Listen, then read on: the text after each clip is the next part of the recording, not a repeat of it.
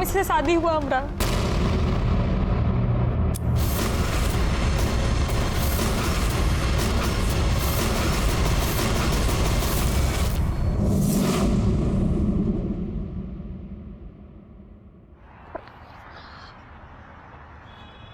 लोग अपनी सरल जिंदगी को बहुत ही कॉम्प्लिकेटेड बना लेते हैं क्योंकि वो ज़रूरत से ज़्यादा अपनी ज़िंदगी से उम्मीद लगा लेते हैं। नमस्कार, मैं senior inspector Ranjeet Thakur, crime patrol Dastak में आपका स्वागत है। ये केस तब का है जब मैं बिहार के भागलपुर के नाथनगर पुलिस स्टेशन में पोस्टेड था। जब ये केस मेरे सामने आया तो मुझे ज़िंदगी का एक अलग ही पहलू देखने को मिला। अनैतिकता का ऐसा घिनौना खेल मैंने अपनी ज़िंदगी में पहले कभी नहीं देखा था।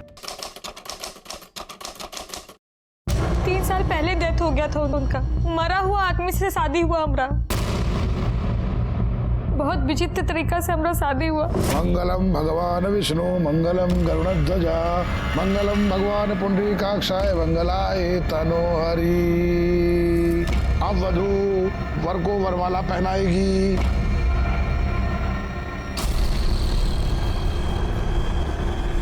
ये लो बेटा। ये क्या हो रहा है? डाल दो बहू, डाल दो, डाल दो, डाल दो।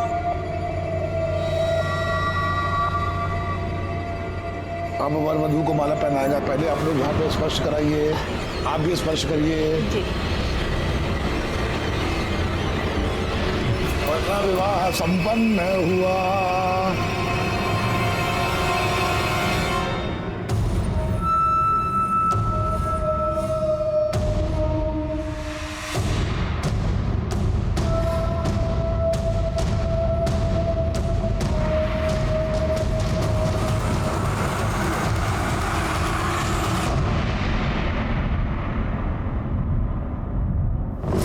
उसके बाद क्या हुआ आपको कुछ याद नहीं है? जब आप सुबह सो के उठी तो आपके बगल में कोई था? बोलिए। जी भानु। कौन भानु? जिस मरा हुआ आदमी से अपना शादी हुआ ना, उसका छोटा भाई। यादव जरा पता कीजिए। सर चलिए। अरे किसी को कुछ होश वोश है कि नहीं? घर से बहू बाहर निकल गई है, हर कोई कह रहा है हमें नहीं मालूम, हमें नहीं मालूम।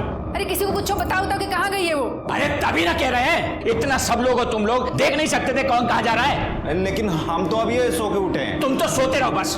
और तुम कहाँ थे रे? अरे भैया हम तो बेडरूम में ही थे ना, पता नहीं कब उठ के चली गई। और आप लोग चिल्लाइए मत, हम जा रहे, देख के आ रहे तो खाली।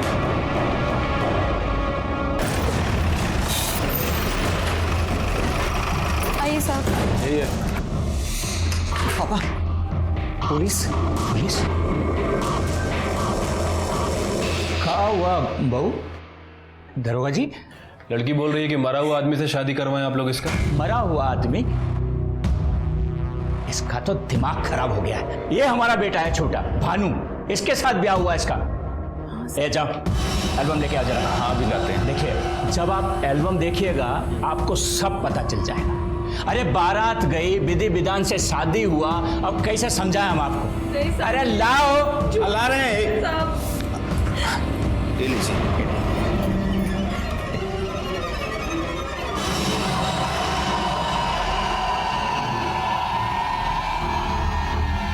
और दिखाएं। साहब पगला गई है लड़की। भोरे भोरे बिना किसी को बताए पता नहीं कहाँ चली गई थी घर से। क्या है ये सब? वो जो लकड़ा खंभा को हम माला पहनाए थे वो। अरे बताए थे ना तुमको, ये घर का रिवाज है, ग्रह पीड़ा शांति के लिए सब करना पड़ता है। हाँ सर, पापा सही कह रहे बिल्कुल। इसकी शादी हमारे साथ हुई है। ठीक है, संभालिए अपनी बहू को।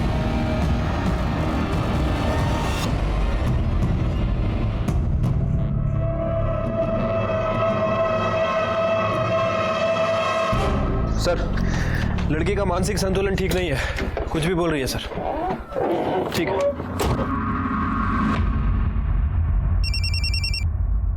हेलो,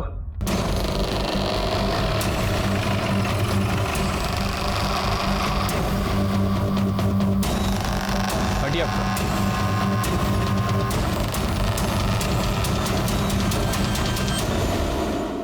जलाया गया है सर।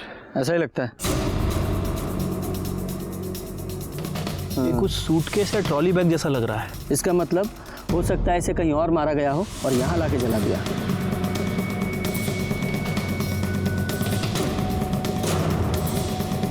ब्रेसलेट। हाँ, डिज़ाइन देख के ऐसा लग रहा है जैसे औरतें या लड़कियाँ पहनती हैं, है ना? हाँ सर। हो सकता है किसी औरत या लड़की की लाश है। लेकिन सर पता कैसे करें कि किसकी बॉडी है? यादव जी, यही पुलिस का काम है, यही तो पता लगाना है। देखो कुछ और मिलता है क्या? हाँ,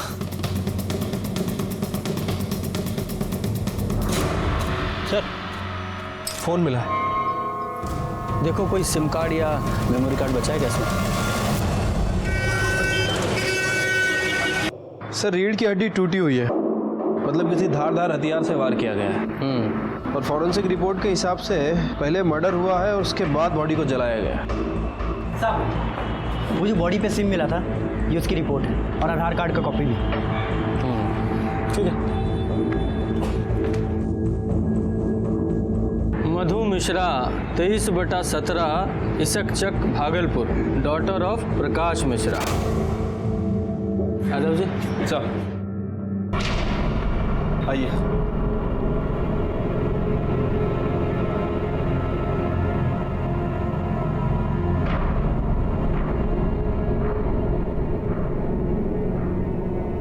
एक मिनट रुकिए। देखिए सिर्फ कंकाल ही बचा है और बॉडी का पहचान सिम कार्ड से हुआ है। इसे पहचानते हैं आप दोनों? ये हमें बॉडी के पास मिला है।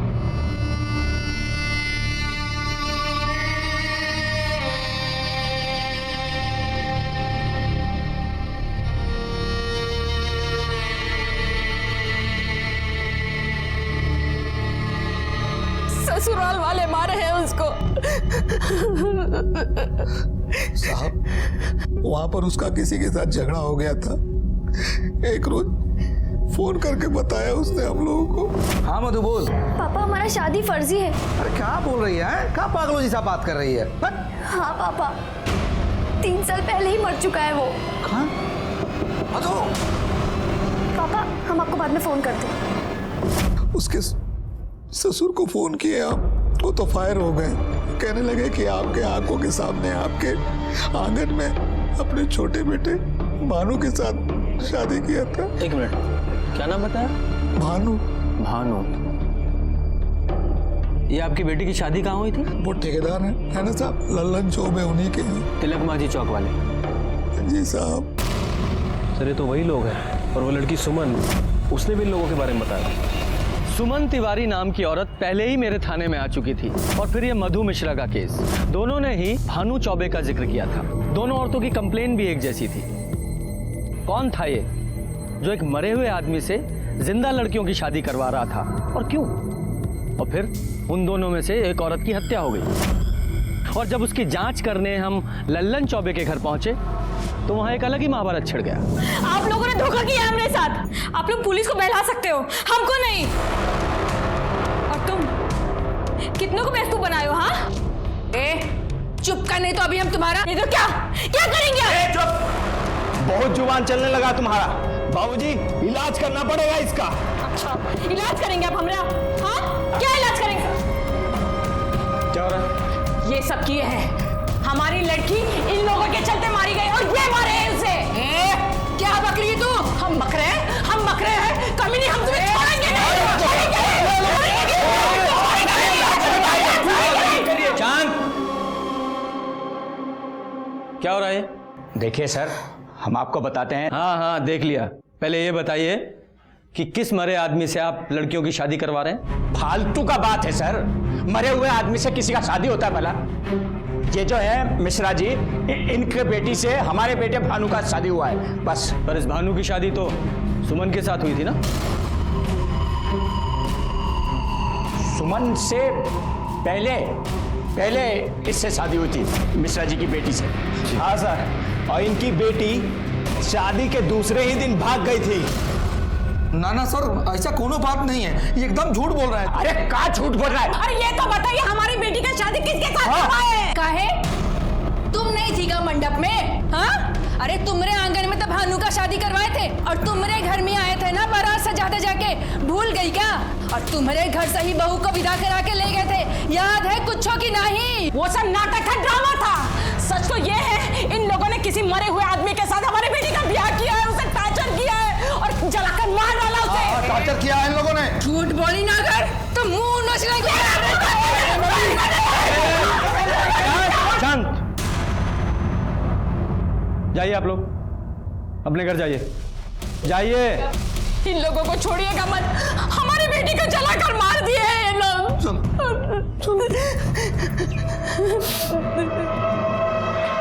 यादव जी चलिए।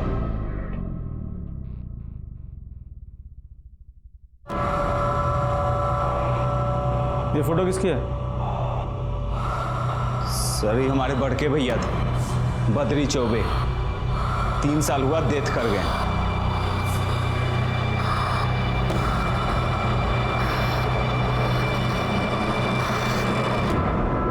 यादव, ये मधु शादी के 1 दिन बाद ही अपनी ससुराल से निकल गई, तो फिर गई कहाँ? साहब, ये मधु मिश्रा के सिम के कॉल रिकॉर्ड्स। हाँ ठीक है। यादव जी, कॉल रिकॉर्ड के हिसाब से तो मधु का फ़ोन सुबह 7:23 पे बंद हुआ था, है? मोबाइल लोकेशन के हिसाब से पहले वो तिलक मांझी से इसक चौक गई। मतलब अपने ससुराल से निकल के अपनी माँ के घर। हाँ, और उसके 20 मिनट बाद नाथनगर, वहाँ उसका फ़ोन 7:23 पे बंद हुआ है। मतलब मधु अपने ससुराल से निकल के अपनी माँ के घर गई, फिर अपनी माँ के घर से निकल के कहीं और चले गए। लेकिन सर, मधु के माँ बाप ने हमसे ये बात नहीं बताई थी। मतलब आप जो बोले कि मधु का आपको फ़ोन आया, वो सब झूठ था? सर फोन नहीं आया था, वो खुदे आ गई थी शादी के 1 दिन बाद। अरे आ रहे हैं भाई, कहाँ हुआ? वो सुबह आ गया। मधु, अरे कहाँ हुआ भाई? कहाँ बना रखा अपना हालत भाई? हैं ये सब कहाँ हुआ? अभी तो तेरा ब्याह हुआ और इतनी सुबह तू यहाँ क्या कर रही है और रो कहाँ रही है? कहाँ बात है? ये सब कहाँ है? हाँ? पापा, हमारी शादी फर्जी है। हमारी शादी एक मरे हुए आदमी के साथ हुई है। वो 3 साल पहले ही मर चुका था। बद्री चौबे, भानु का बड़ा भाई। ये क्या बोल रही है तू?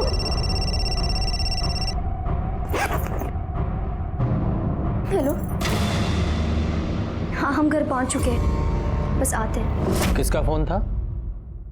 वो राजेश राय, दोनों में दोस्ती थी ना। मतलब दोनों के अफेयर वाली बात सच है? अरे सर बोले ना, इसीलिए तो हम लोग किसी से कुछ बोले ही नहीं। एक तो गलत जगह ब्याह हो गया और ऊपर से बेटी का अफेयर। किससे लड़ते हैं? ससुराल वाले से। ये किससे FIR करते हैं सर? पीछा नहीं किया उसका? सर वो घर से बाहर निकली, हम भी उसके पीछे गए, लेकिन बाहर ऑटो खड़ा था, उस पर बैठ के वो निकल गई साहब। और उसके जाने के बाद आपने उससे कांटेक्ट करने की कोशिश नहीं की और ना ही उसने आपसे? बहुत सोच समझ के उसका ब्याह तय किए थे, लेकिन हमको क्या मालूम था कि उसका अफेयर था। अफेयर हम नहीं जानते। हमारी बेटी के साथ उसके ससुराल में बहुत अत्याचार हुआ है, नहीं तो काहे भागती वो वहां से।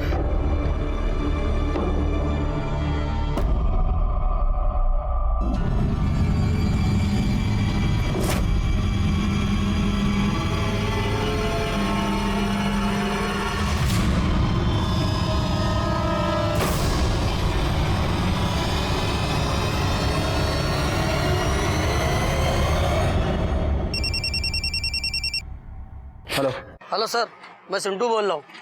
राजेश राय का पता चल चुका है।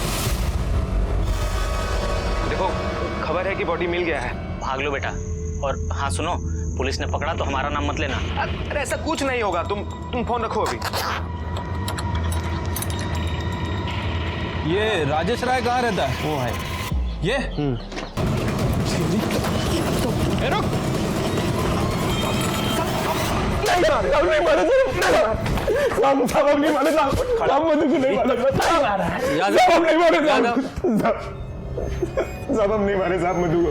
शादी के 1 दिन बाद ही वो भाग के तुम्हारे पास चली आई थी, उसके बाद से वो गायब। सब आई थी साहब, सब हम मारे नहीं उसको साहब। सब 3 साल से लव करते थे साहब उसको, जबरदस्ती शादी फिक्स कर दिया साहब उसका। वो तो सुसाइड तक का सोच रही थी साहब। तो हम बोले कि मिलो हमसे। फिर सर शादी के 1 रोज पहले हमसे आके मिली। राजेश, राजेश प्लीज कुछ करो, हम नहीं रह सकते तुम्हारे बिना। तुम घबरा काहे रही हो? देखो हमारे पास एक ऑप्शन है। हाँ? क्या? हम यहाँ से कलकत्ता निकल चलते हैं। कब? तुम हमको 1 दिन का टाइम दो, ठीक है? तो टिकट निकालना पड़ेगा और कुछ पैसे का भी जुगाड़ करना पड़ेगा ना। लेकिन कैसे हो सकता है? 8 बजे शादी है ना, हम 7 बजे तुम्हारे घर के पीछे वाली रोड पे तुम्हारा वेट करेंगे। तुम निकल आना, फिर वहाँ से स्टेशन और स्टेशन से कलकत्ता।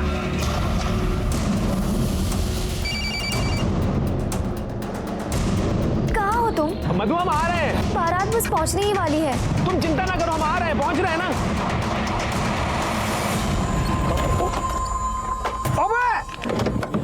भैया गलती हो गया, देखिए। कहाँ है? अंदर आएगा। अरे जल्दबाजी में थे, देखिए गलती हो गया। आपका जो भी नुकसान होगा उसकी भरपाई हम कर देंगे। आप हमारा एड्रेस और फोन नंबर लिख लीजिए। अबे इतना मारेंगे ना कि मार के कनपट्टी लाल कर देंगे। चल 10,000 रुपये निकाल चल। अरे 10,000 किस बात का? 200 रुपए का मटका आता है, हम दे देंगे ना। बोल रहे हैं 200 रुपए में ठीक होता है। अरे हम बोल रहे हैं यार, हमसे 10,000 रुपए निकाल कर जाना। देखिए हमको कहीं पहुंचना है। देखिए बहुत बड़ा इमरजेंसी है, हमको जाना है, इंतजार कर रहा है। अरे हम कर देंगे सारा भरपाई। अरे मेकअप हुआ कि नहीं? बहुत ही प्यारी लग रही है, नजर ना लगे। अरे जल्दी करो भाई सब लोग, हैं दरवाजे पर बारात लगने वाला। तुम चलो उसे सजने दो। चलो चलो जल्दी ले आओ उसे। आ जाओ आओ। चलो।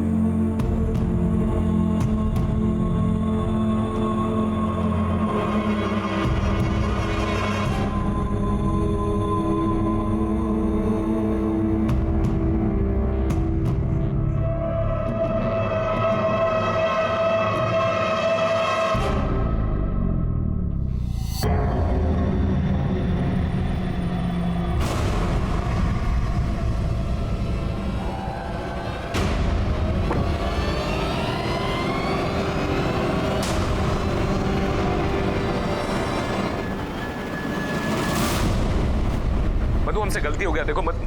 लाइफ ओवर हो गया है हमारा, ओवर। तुमने हमें धोखा दिया और यहाँ भी हमारे साथ धोखा हुआ है। मधु देखो तुम रो मत मधु, हम है ना, हम सब संभाल लेंगे मधु, हम है ना, हम आ रहे हैं। नहीं अभी नहीं, यहाँ बहुत लोग हैं, तुम्हें मार देंगे। हाँ तो मधु मेरी बात सुनो, देखो वो जो नाथनगर वाला पानी का टंकी है ना, तुम सुबह 6 बजे वहां आ जाना, हम पहुंच जाएंगे। दुल्हन, ओ दुल्हन।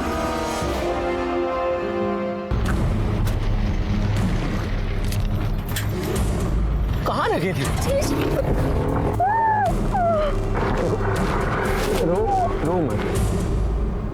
तुम आए क्यों नहीं? देखो यकीन करो, हमारा एक्सीडेंट हो गया था। हमारा शादी फर्जी हुआ है। फर्जी मतलब? जिससे हमारा शादी हुआ है वो पहले से ही मरा हुआ है। मतलब शादी हुआ ही नहीं तुम्हारा? पर राजेश, रात में कुछ हुआ हमारे साथ। कोई था कमरे में, हमारे बेड पे। हम बेहोश थे, पर सच में हमारे साथ कुछ हुआ।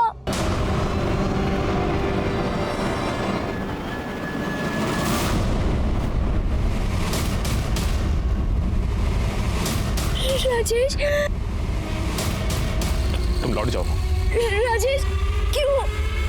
तुम घर लौट जाओ। राजेश, हम सामने फोन करेंगे तुम। राजेश तुम मुझसे प्यार करते हो। राजेश, मतलब उसको छोड़ के तुम निकल गए? हाँ सर। ये भानु का दोनों लड़कियों से शादी हुआ था ना? हाँ सर। हमको लगता है कि असली खिलाड़ी ये भानु ही है। वैसे सर ये मधु ने राजेश को अपनी फर्जी शादी के बारे में बताया था, और फर्जी शादी नहीं बल्कि ये भी बताया था कि उसके साथ संबंध भी बनाए गए कोई नशे की दवा देकर। और राजेश के बयान के हिसाब से हमको लग रहा है कि ये चौबे फैमिली कोई ना कोई कांड की है। ये चौबे फैमिली जलेबी खिला रही है हमको। चौबे जी, आपकी दोनों बहुओं ने एक ही बात बताई, फर्जी शादी। चलिए।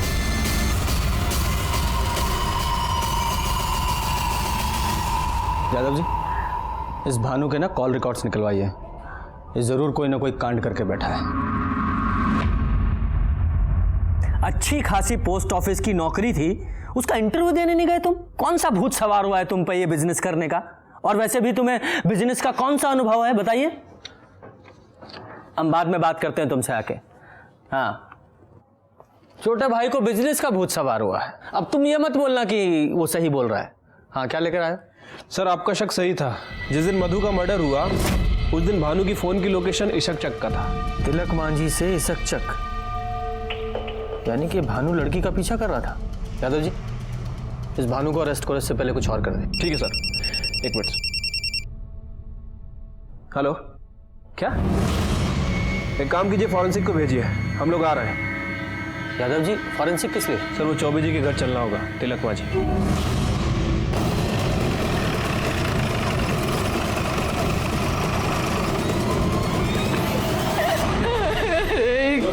पीछे चलो, पीछे। कौन मार के चला गया मेरी बहू को? अरे काहे रो रही हो तुम? चुप रहो।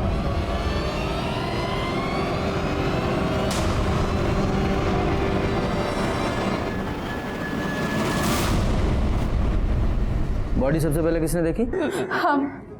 हमने देखा था, वो यहाँ कोयला लेने आए थे तो दिखे। अरे साहब, घर में थी, सुबह एकदम अच्छी खासी थी, पता नहीं यहाँ कहाँ करने आई और कौन मार गया।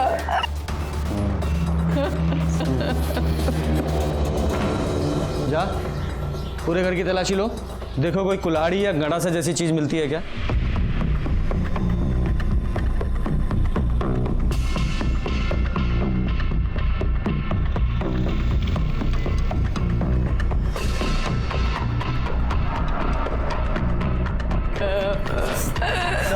ये मिला है। कहाँ मिला ये? सर पीछे छज्जे पे रखा हुआ था। हाँ, क्या है ये? हम नहीं जानते साहब, हमने किसी को नहीं मारा। और तुम्हारा वो दूसरा बेटा भानु कहाँ है वो?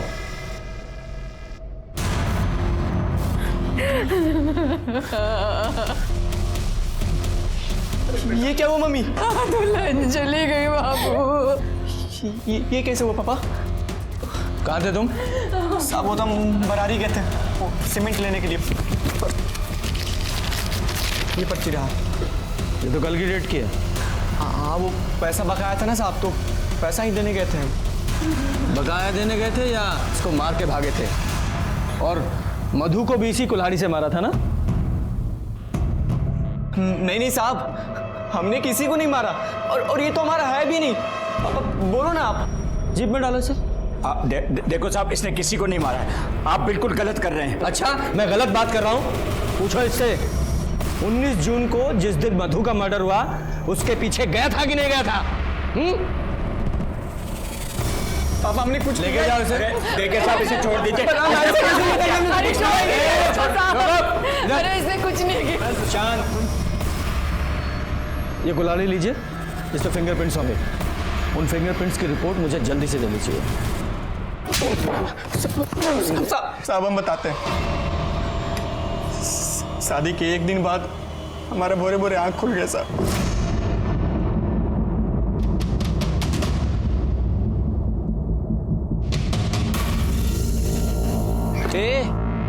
क्या चल रहा है? हाँ, कहाँ भाग गई वहां से? क्यों? तुम नहीं जानते? बाप बेटे मिलके धोखा दिए हमें, अब हमें वहां नहीं रहना। पगला गई होगा? नहीं रहना है हमको। अरे शादी हुआ है हमारा तुम्हारा। तुमसे नहीं, तुम्हारे मरे हुए भाई के साथ। इसका मतलब तुम अपने घर लौट गए और वो अपने घर? हाँ? जी सर। इतना खातिरदारी करेंगे ना तबीयत हरा हो जाएगा। सच बोल। साहब हम सच ही बोल रहे हैं साहब, झूठ नहीं बोल रहे। जैसे अभी तक सच बोल रहे थे। दो फर्जी शादी किए और दोनों का मर्डर। सही सही बताओगे कि रिमांड पे ले? अब हमने किसी का मर्डर नहीं किया है। हाँ बाबूजी, ये कहने पे हमने शादी की, फर्जी शादी। मतलब? मधु और सुमन ठीक ही कह रही थी। उसका ब्याह हमारे बड़े भैया से हुआ था साहब। पर वो तो 3 साल पहले ही मर गया था ना? हाँ साहब, 3 साल पहले बद्रे पे बीमार पड़ गए थे, तभी उनका डेथ हो गया साहब। उस समय हम लोगों का ठेकेदारी का बिजनेस भी सब फेल हो रहा था। अम्मा को एक बार हार्ट अटैक भी आ चुका था, फिर हमारे पुरोहित जी ने बोला बिन ब्याह मरा है वो। कौन? किसका बात कर रहे हैं पंडित जी? तुम्हारा बेटा बद्री। कलेश है उसकी आत्मा में, मुक्ति नहीं मिल रहा है उसको, और उसी का कोप पूरे परिवार को खा रहा है। क्या करें पंडित जी? करना क्या है, ब्याह कराओ उसका। पगला गए क्या पंडित जी? मरे हुए आदमी का ब्याह होता है, होता है। कैसे? हमारे माँ बाप बद्री भैया के लिए लड़की भी ढूंढने लगे। ये सब हमारे नाम से हो रहा था। मैंने नाम और चेहरा हमारा। चौबे जी, हमने तो मधु से पहले ही कह दिया था कि शादी से पहले अपनी पढ़ाई उड़ाई पूरी कर लो। बेटा चाय दो सबको। फिर बारात चढ़ा और विधि विधान से हमारा और मधु का शादी भी हुआ। फिर शादी के बाद मधु को घर लेकर आए तो पंडित जी ने ओम सहना भवतु सहना भवतु सवीरम कर्मा भवे तेजस्विना वदितमस्तु मा विदुषा भवे। ओम शांति शांति। जजमान, गठबंधन का वक्त हो चुका है, गठबंधन करिए।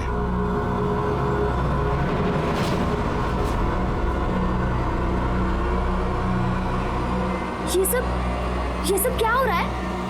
अरे कुछ नहीं बेटा, ये हमारे घर की रस्म है। इससे ना ग्रह पीड़ा शांत होती है, इसलिए तुम चिंता नहीं करो। जैसे जैसे पंडित जी बोल रहे हैं ना, वैसे वैसे करो।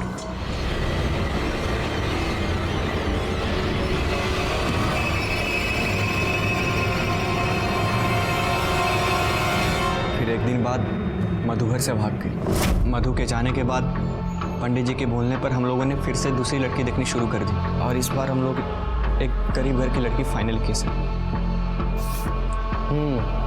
जो ज्यादा आवाज ना उठाए। एक बात बताओ, तुम लड़की के साथ सुहागरात मनाए कि नहीं? वो दरअसल हमें लड़की के बॉयफ्रेंड ने बयान दिया है कि तुम लड़की के साथ फिजिकल हुए थे। हमें नहीं मालूम साहब। अच्छा, तुमको मालूम ही नहीं है कि तुम लड़की के साथ सोए थे या नहीं? हमें उस कमरे तक जाने ही नहीं देते थे, बस सुबह सुबह भेज दिया जाता था हमें। भानु, दिमाग खराब है क्या तुम्हारा? तुम्हारे बड़े भाई की बहू है, कहाँ घुसे जा रहे हो? चलो जाओ जाओ, सो जाओ, जाओ चलो। माँ ने सुबह उठा दी और मधु के कमरे में भेज दी। बाबूजी ने बोला कि जब मधु पूछे कि तुम कहाँ थे तो बोलना कि इधर ही बेडरूम में ही थे। और सुमन, उसके साथ भी यही सब किया ना तुम लोगों ने? जी, पर वो भागी नहीं। हाँ, क्योंकि वो थाने आ गई थी इसलिए उसे भी मार दिया। सर, हमने किसी को नहीं मारा सर। तो किसने मारा? तुम्हारे उस जाहिल बाप ने कि तुम्हारी अम्मा ने? तुम्हारे घर से कुल्हाड़ी मिली है और उसके फिंगरप्रिंट्स की रिपोर्ट बस आने वाली है। सर, आपको जो जांच कराना ना करा लीजिए, पर सच बात यही है कि हमने किसी को नहीं मारा। फिर वो फर्जी शादी और वो शादी जो तुम्हारे मरे हुए भाई से हुई थी, वो सब दोनों लड़कियों को कैसे मालूम हुआ? वो हमने ही बता दिया था सर। खेल हो रहा है हमारे साथ। बियाह की बेदी पे हम बैठे हैं और शादी पर कपैया का, जिसको मरे हुए 3 साल हो गया। सारा समझ में नहीं आता कि हम क्या करें। सुनिए, क्या हुआ? आप थोड़ा देर भी बैठकर हमसे बात काहे नहीं करते हैं? अम्मा से जाके पूछो ना, शादी हमारे साथ हुआ क्या तुम्हारा? मतलब ही कि तुम्हारा शादी हमारे साथ नहीं, बड़के भैया के साथ हुआ है। हाँ, ये जो 3 साल पहले मर चुके हैं। और जब यही बात सुमन ने पुलिस को बताई तो उसे मार दिया तुम लोगों ने? साहब, हमने किसी को नहीं मारा, कितनी बार बोले। जा, इसे लॉकअप में डालो। यहाँ के दाल भात खाएगा ना तो सब कुछ भूलेगा। पर सर, हमने जो भी किया बाबूजी के कहने पे किया। हाँ, उनका भी नाप लेंगे हम। कुछ नहीं। हम पुलिस वाले अच्छे से समझ रहे थे कि ये लल्लन चौबे फैमिली कोई दूध की धुली नहीं है, और इस केस का भेद खुला भी जब इस केस का मास्टरमाइंड पंडित मुन्नीलाल ओझा सामने आया।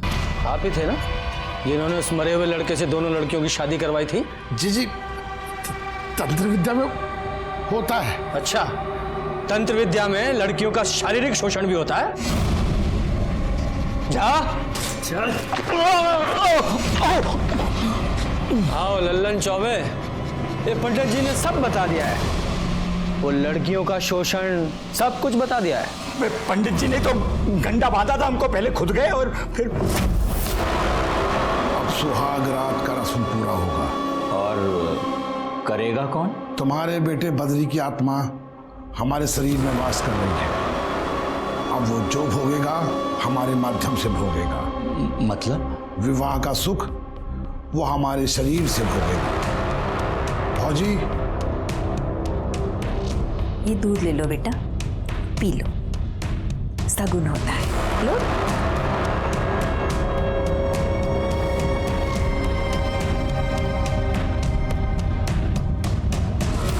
बस नहीं, पूरा पी लो बेटा, सगुन होता है ना, पूरा पी लो।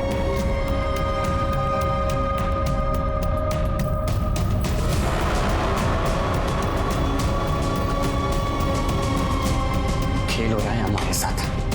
बियाह की बेदी पे हम बैठे हैं और शादी पर कपैया का। सारा समझ में नहीं आता कि हम क्या करें।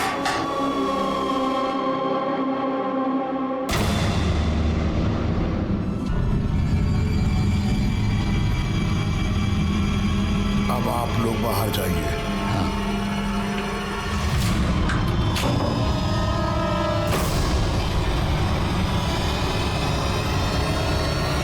तुलीन अब बद्री युक्त हो गई है।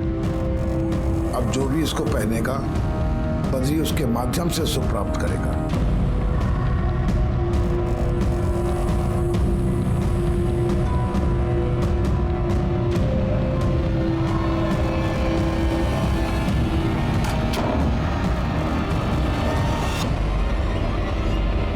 तो और किस किस को गंडा बांधा था?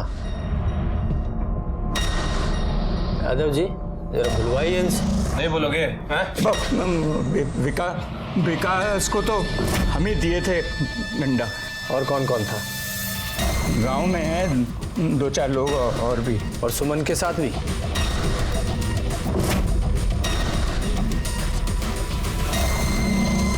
आज रात के बाद ये गंडा मैं तुमको दे दूंगा। नौने आदमी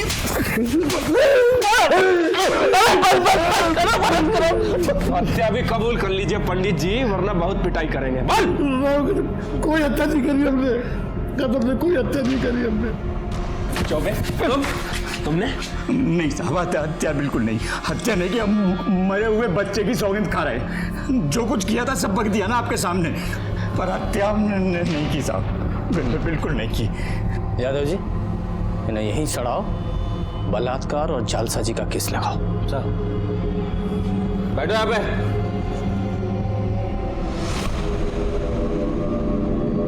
सर कुल्हाड़ी का फॉरेंसिक रिपोर्ट आ गया है, किसी का भी फिंगरप्रिंट नहीं है। यादव जी दो बातें हो सकती हैं, कातिल ने कुल्हाड़ी से फिंगरप्रिंट्स मिटाए। नहीं,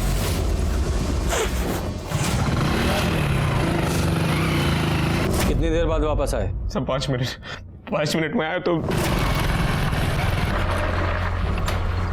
मधु मधु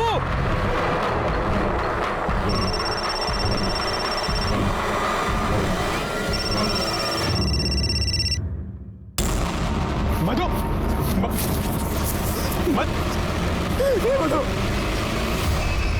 मधु ये क्या? हमसे बात करो मधु, ये क्या? सर ये सब हमारे चलते हुआ साहब।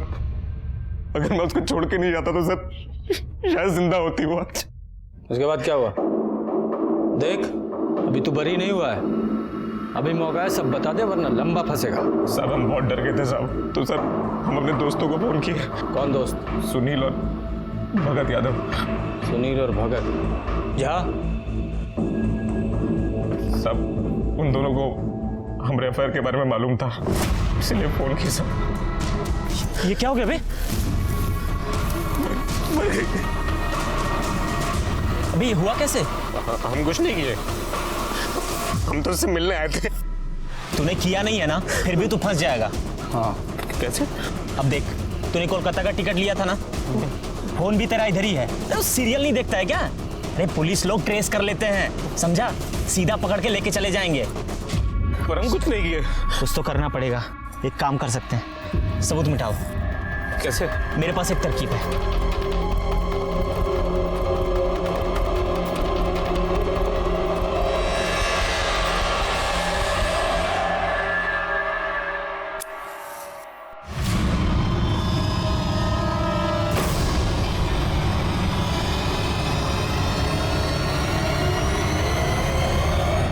हाँ, यही है ना तुम्हारे साथ के वो दो महारथी, तुम्हारे दोस्त? सर हम तो बस दोस्त की मदद करने की नीयत से सब किया साहब। और कौन कौन था तुम्हारे साथ? कोई नहीं सर, सूटकेस हम अपने घर से लाए सर, और पेट्रोल दोस्त से मंगवाया था सर। काहे कि वहाँ पेट्रोल पंप पे सीसीटीवी लगा है सर। टीवी सीरियल बहुत देखते हो ना तुम लोग, अब असली थाना देखो। अच्छा, टीवी सीरियल में ये एविडेंस मिटाने का मतलब नहीं बताते कि इसका नतीजा क्या होता है? सर हम लोगों ने मधु को नहीं मारा सर, नहीं मारा सर, हमने चुप! एविडेंस मिटाए तुम लोगों ने, और वो अपराध है। क्या प्रूफ है तुम लोगों के पास कि तुम लोगों ने मर्डर नहीं किया? ये तो साबित होना बाकी है। सर इन तीनों की बातों से तो बिल्कुल पता नहीं चला है कि आखिर मधु का मर्डर किसने किया। अरे हमको तो इन तीनों के बयान पे ही विश्वास नहीं है। अरे 5 मिनट के अंदर कैसे कोई किसी को मार के जा सकता है? बहुत मुश्किल है सर। साहब, ये सुमन का पोस्टमार्टम रिपोर्ट।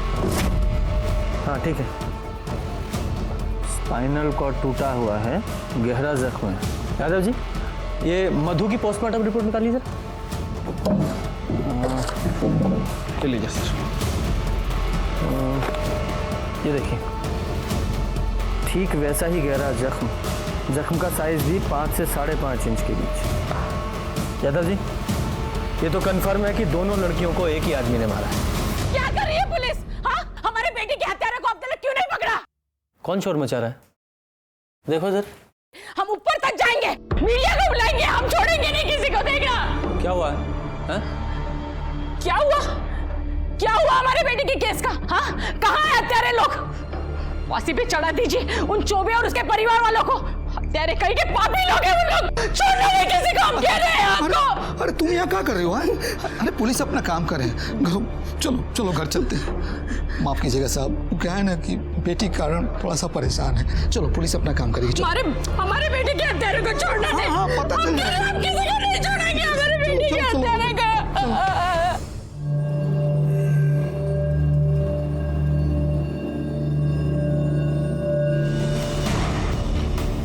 यादव जी, एक काम करो, ये जिस रोज सुमन की हत्या हुई उस रोज की और उसके आसपास के 2-4 दिन की, इस केस से संबंधित सभी की कॉल रिकॉर्ड्स निकालो। ठीक है सर। कुल्हाड़ी पर किसी की भी उंगलियों के निशान नहीं मिले थे। ऐसा लग रहा था कि सबूत मिटाने की कोशिश की गई है। इस केस से जुड़े सभी लोग किसी और ही पहलू की दस्तक दे रहे थे। दोनों लड़कियां 2 अलग परिवारों से थीं, लेकिन सबूतों को देखने से लग रहा था कि दोनों को मारने वाला कोई एक ही है। पर वो था कौन?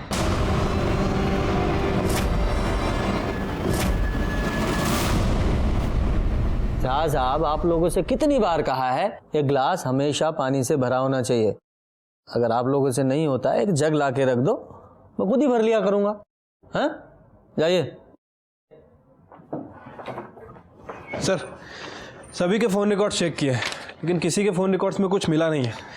लेकिन सर, ये प्रकाश के फ़ोन रिकॉर्ड्स में कुछ अजीब दिख रहा है। क्या अजीब है इसमें? सर, वो जिस दिन सुमन का मर्डर हुआ उसी दिन उसी समय तकरीबन 9:15 पर ये प्रकाश के फ़ोन पर इन 6 अलग अलग नंबरों से फ़ोन आया था। हाँ, तो उसकी ट्रैवल एजेंसी है तो फ़ोन तो आएंगे ही। सर, फ़ोन तो आएंगे, लेकिन इन 6 नंबरों में से किसी ने भी प्रकाश से 6 से 7 सेकंड से ज़्यादा बात नहीं की है। मतलब प्रकाश को फ़ोन किया, प्रकाश ने हाय हेलो की और फ़ोन रख दिया। अजीब है सर। हाँ, अजीब तो है। यादव जी, पता करो ये लोग कौन हैं जिन्होंने प्रकाश को कॉल किया और क्यों। उनकी वाइफ उठाई थी फ़ोन, बोले नहा रहे हैं। उनकी वाइफ बोली बीमार हैं, बाद में कीजिएगा। मिसेस मिश्रा से बात हुआ, उस टाइम वो सो रहे थे। मिश्रा जी फोन पे अबे नहीं किए, पूजा पर बैठे थे, फोन वाई ना उठाया। ये बात कौन बोला? और कौन? जिसने फोन उठाया, उनकी वाइफ।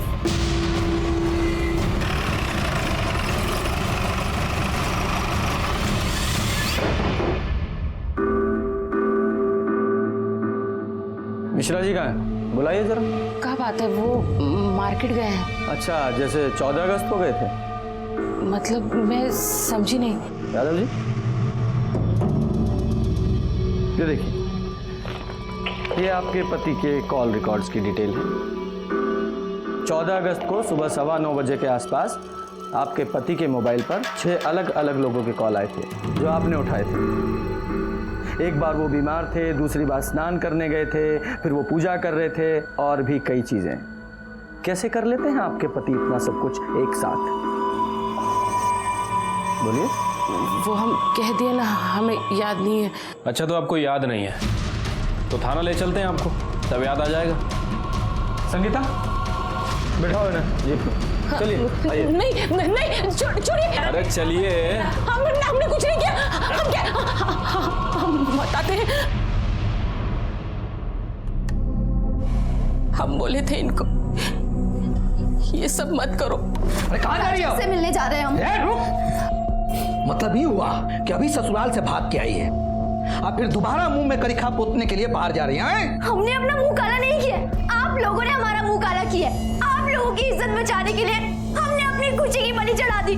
लेकिन अब बस, अब ना हम किसी के बारे में नहीं सोचेंगे, अब हम अपने बारे में सोचेंगे। मधु, मधु, कौन? आप रहने दीजिए, हम बात करते हैं उससे। मधु, अरे चुप रहो तुम, सर पे चढ़ा के रखा है इसको, हैं? पूरे गांव में इज्जत चली जाएगी हमारी। चुप रहो तुम। मधु, दरवाजा खोल मधु।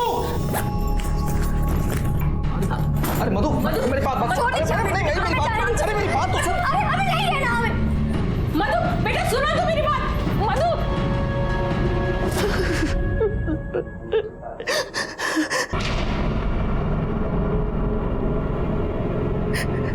अब क्या हो गया सर? क्या हुआ? हम सब बता ही दिए।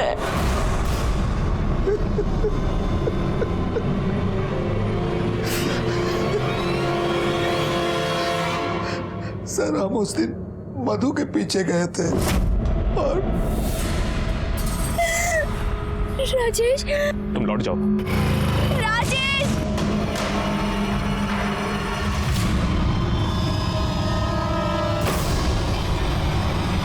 इज्जत के लिए बेटी को मार दिया, लौटा इज्जत। और सुमन को मार के क्या हासिल हुआ? उसको भी आपने मारा ना? हम जानते थे सर कि एक दिन मधु का लाश पुलिस को मिलेगा और पुलिस का पूरा शक जो है लल्लन और उसकी फैमिली पर जाएगा। और उस शक को पक्का करने के लिए सुमन को मार दिया। जी सर, सुमन ने हमारा कुछ नहीं बिगाड़ा था सर, लेकिन उन लोगों ने उसकी भी लाइफ बर्बाद कर दी थी। एक दिन मुझको पता चला कि सुमन ने उन लोगों के ऊपर केस किया है, तो उस दिन से उसके घर में हम निगरानी रखने लगे थे। और परसों सुमन जब इंतकाम लेने वाला इंसान हमेशा दो कब्र खोदता है, एक उसकी जिसको वो मारता है और दूसरी खुद की। हमने प्रकाश मिश्रा उसकी पत्नी को हत्या और आपराधिक षड्यंत्र के मामले में गिरफ्तार किया और साथ ही चौबे परिवार को धोखाधड़ी, बलात्कार और महिला उत्पीड़न के आरोप में गिरफ्तार करके चार्जशीट दाखिल की।